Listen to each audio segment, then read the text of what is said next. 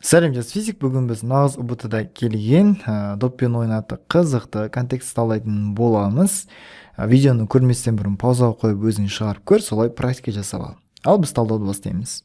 Мақсат футбол ойнағанда ұнататындықтан күнделікті доп тебудің әртүрлі әдістерін меңгеру үшін жаттығулар жасайды. Соның арқасында допты жерге түсірмей, аяғымен допты теуіп ойнауды жақсы меңгеріп алды дейді.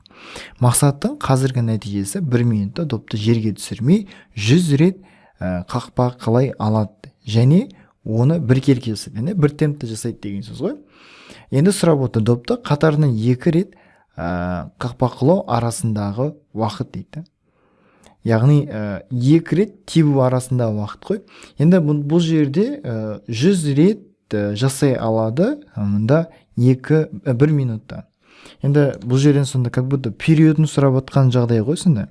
Яғни периоды деп алатын болсақ, онда уақыт бөлінген сан болады да, 1 минутта міндетті түрде айналдырамыз. Ол дегеніміз 60 секунд. 60 секундта ол 100 рет тебе алады. Яғни бізде қысқарады. 16 дегеніміз ол 0,6 секунд болып кетеді. Яғни оның периоды, яғни екеуінің арасындағы уақыт, яғни 2 рет қақпақлау арасындағы уақыт. 2 реттегі емес, 2 рет арасындағы уақыт сұрап отыр.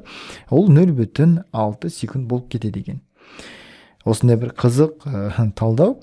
22 сұрақ. Аяқпен қылдау кезіндегі мақсатын доп тебу жиілігі. Жиілік дегеніміз ол бір бөлінген период. Периодқа кері шама. Яғни біз бірді 0,6-ға бөліп тастаймыз. Немесе 10-ды 6-ға бөлгенмен тең.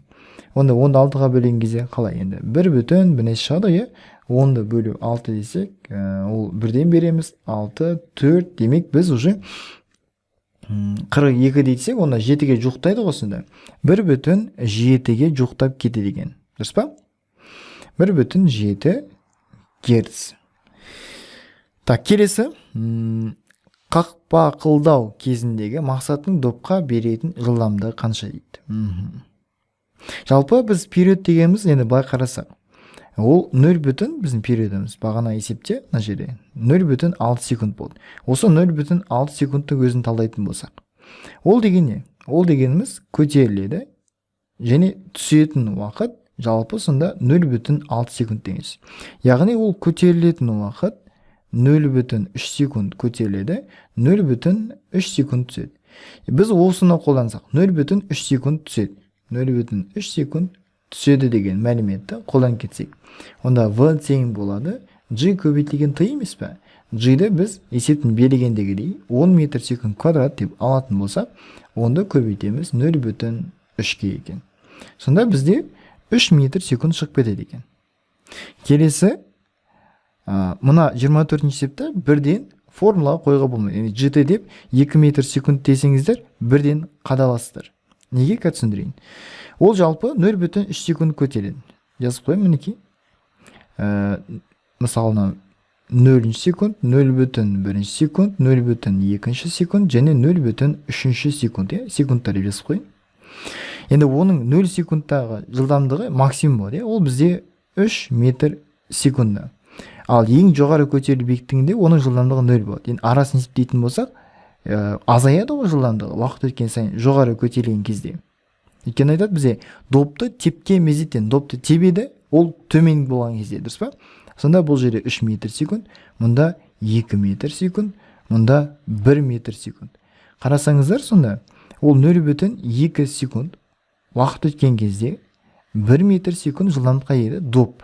Сондықтан жауабымыз В емес, А болады екен. Қателесіп кетіп жүрмеңдер. Келесі, доптың 30 секундта жүрген жол дейді.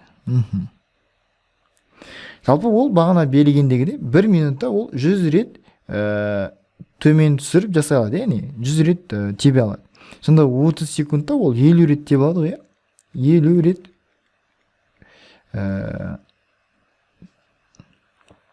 доп түседі батқанда. Доп түсіп көтеріледі.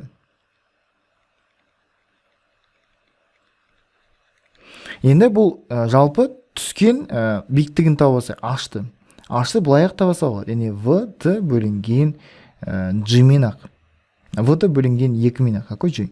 Сонда біз V-мыз 3-ке еді, 3-ке тең еді. Еткен орташыланып есептеп отырмын негізінде. 3 көбейтілген, ол 0,3 секунд түседі, бөлеміз 2-ге. Сонда 0,9-ды бөлеміз 2-ге. Сонда 0,45 метр шығады екен. Енді бұндай жауап жоқ дейсіздер ғой. Бұл тек қана көтерілу биіктігі ғана. Бірақ ол 50 рет көтеріледі түседі ғой. Енді бұл көтеріледі. Сол кезде 0,45 метр не істейді?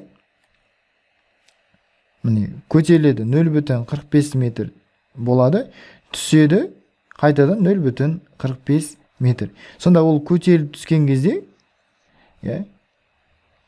көтеріліп түскенде 0,45-ке көйтім, сонда 0,9 метр жол жүреді екен. Бірақ бізде 0,9 метр қой, сондадан 50 рет, өйткені 30 секундта 50, берілгенде 1 минутта 100 деп айтылған. Сонда біз 0,9-ды 50-ге көйтіп жеретін болсақ, онда біз 45 метр алып кетеді екен.